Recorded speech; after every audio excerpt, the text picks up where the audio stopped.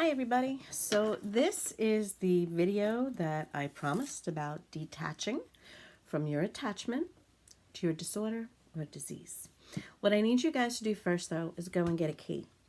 My key is on a necklace. You can use any key you want. You can use a house key, a car key.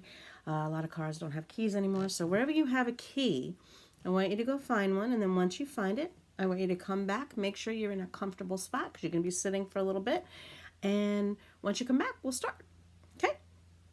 All right, so I'm assuming you're back now with your key.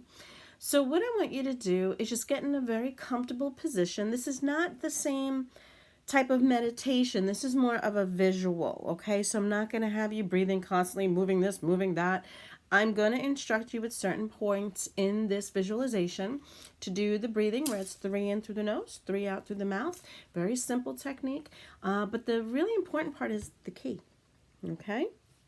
So what I want you to do is just take a good look at the key, look at the front, look at the back, kind of feel it, get a feel for it. Because quite often through the video, I want you to keep feeling the key. Even when I'm not instructing you to, I want you to kind of rub the key and get a good feel for it. Okay? All right. So what I want you to do now is just get comfortable where you're seated. And then I want you to breathe in through your nose for 3 and then breathe out of your mouth for 3. By the time you get to the third breath, the last one in the cycle, I want you to close your eyes, all right? So you have that key in your hand. It doesn't need to be on a chain. Hold the key in your hand, feel it. Breathe in through your nose for 3. 1, 2, 3. Exhale. 1, 2, 3. In through the nose, out through the mouth. Breathe in through your nose. 1, 2, 3. Out through the mouth. 1, 2, 3. Last one, I want you to close your eyes. Breathe in through your nose. 1, 2, 3. Exhale. 1, 2, 3. Drop your shoulders. Make sure you're comfortable. Again, I want you to feel this key. Get the texture down good. And now I want you to visualize yourself in a hallway. A very pleasant hallway of a hotel. You're going to look around you with your eyes shut. You're visualizing this all in your mind. Look at the hallway. What is on the walls? What color are the walls? Are there pleasant paintings on the wall? Is it wallpaper? But what I want you to visualize is you're walking down this hallway to get to a very specific room. You have the key in your hand, so you know when you get to the door, you will be able to unlock it with absolutely no problem.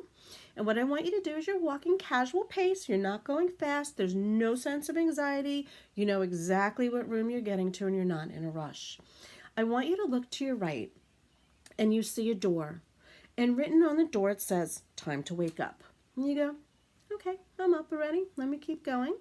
And then you look to your left, and it's your cell phone. And it says, "Social media, good morning text." And you go, "All right, did that already." And you keep walking down your hallway, and you look again to your right, and you see morning routine, whether it's coffee or tea, taking your medicine, and you're like, "All right, cool." Then you get to your left, and you're like, "Okay, that doorway, I'm not sure I want to go in there yet. That's get ready for my day." And then you look to your right, and you go, "Ah, it's the room." And on this room, on the door, it says, "My disorder, my disease, my diagnosis." And you look down at that key, feel that key in your hand, and you slide the key in the lock, you turn it to the right, and you go in the room. It opens with ease. And when you open the door, it's very, very dim. It's a little bit hard to see. And you shut the door behind you. Just take in the room for a minute. Is there a smell? Is there a feel? You can see where everything is in the room because you've been here many times before, but it's not well lit. So you can see where the bed is. You can see where the side tables are. You can see the doorway to the bathroom and the desk with the TV above it, but it's not bright. All right, look to your left and flip on the light switch. Feel your key again, all right?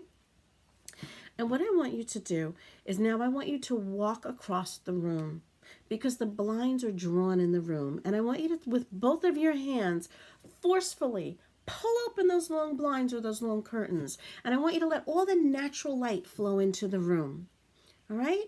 So no longer is this room dark and ominous and mysterious. It's full of light. Take a look around the room now. Your bed is very neatly made. The desk has perfect order to it. There's no chaos. There's no papers. There's no can of soda or cup of coffee sitting on there. Everything's very neat, very comfortable, but not so neat that you're feeling out of place, okay? Now what I want you to do is I want you to go over to the bed and stand in front of it, looking at the bed. Now, has this bed been your best friend lately? Are you spending way too much time in that bed? Has it become your enemy because you can't get out of it? Or you can't find sleep, it's become your enemy. Do you need medication to help you sleep? And then when you wake up, you just can't wake up because you're so groggy.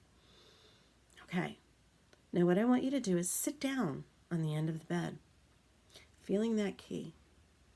And I want you to breathe in for the count of 3, and then breathe out for 3. So breathe in, 1, 2, 3, and exhale for 3. 1, 2, 3. Take a look around the room. This bed is very comfortable for you, but you're not going to stay there long. You're not going to visit that bed for too very long at all. But you know it's comfortable, but you also know it's necessary when you've run yourself ragged.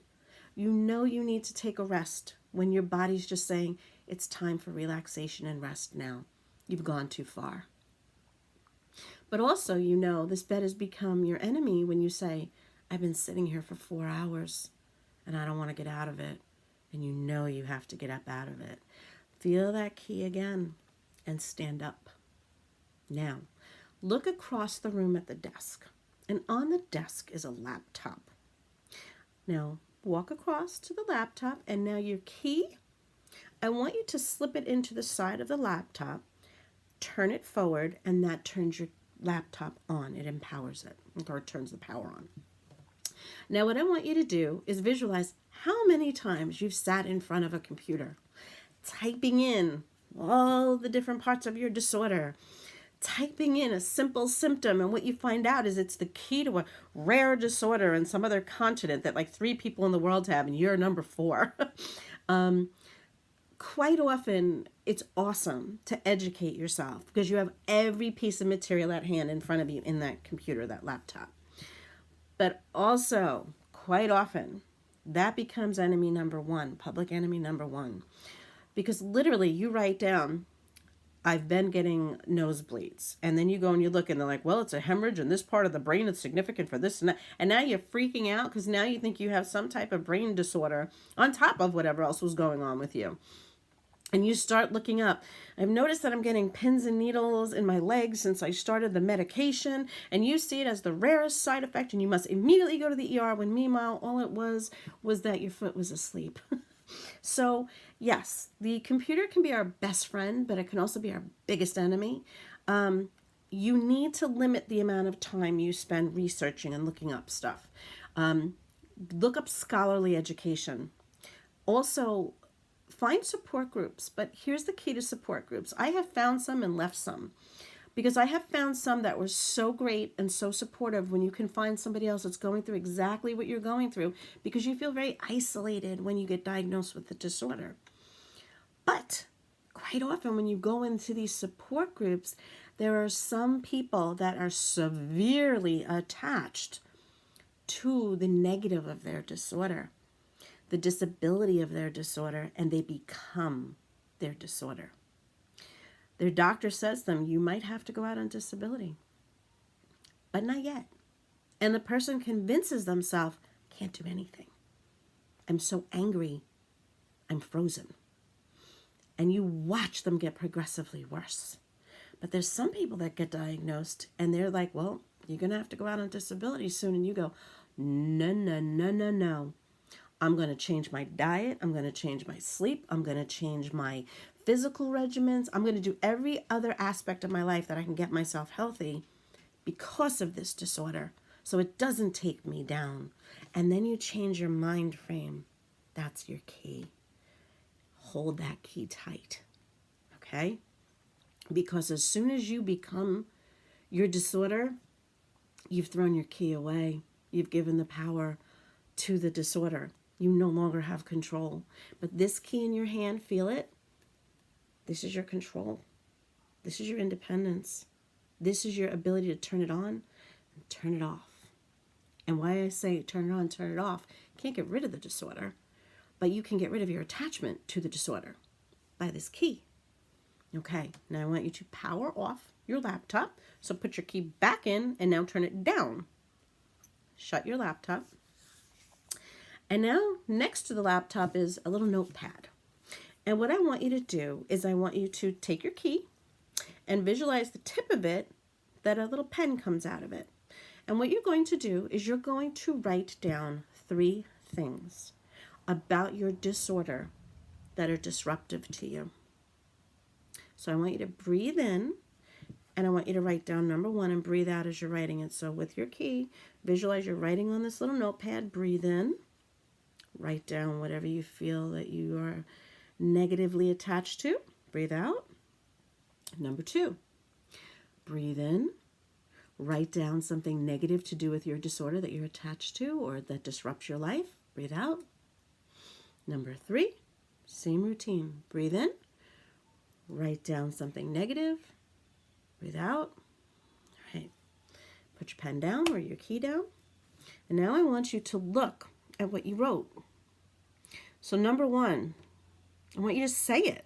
You can say it in your head, but I want you to say it. Number 2, again, why does this have such a hold on you?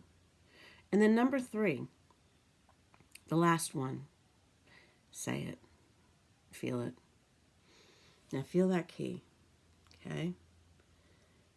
You have the power to decide how much energy you're going to give to each one of these things. And you're giving way too much to it.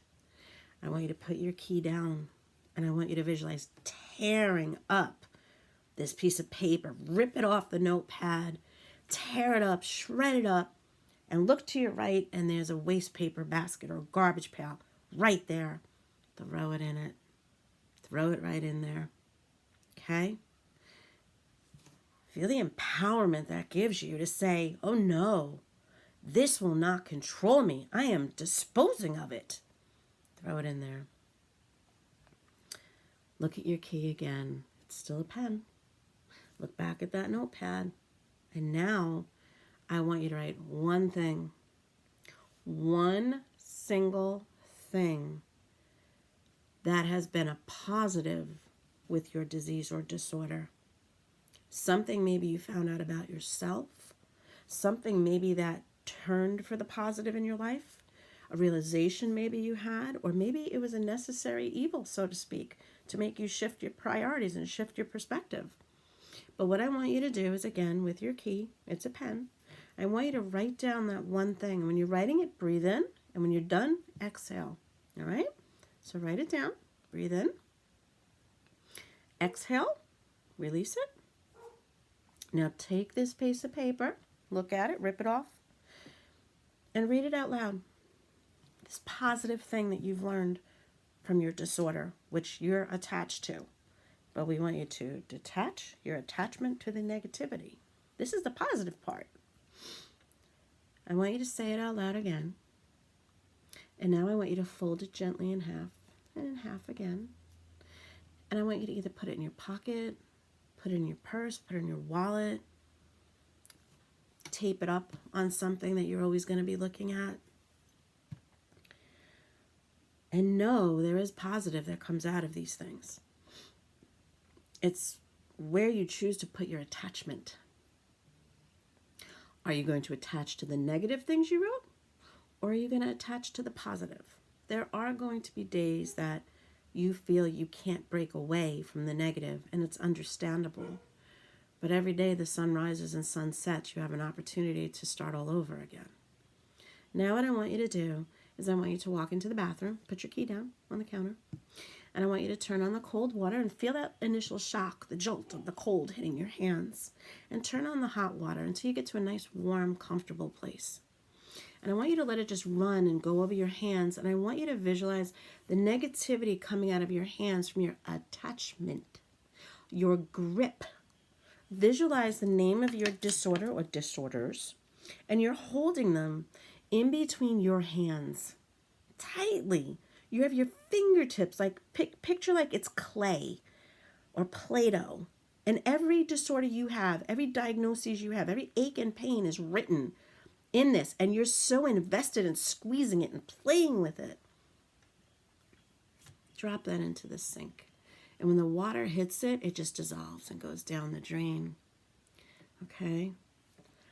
Visualize letting go of that grip, that embrace you have on the negativities that go with your disorder. Let that warm water just cascade over your hands and release it down the drain.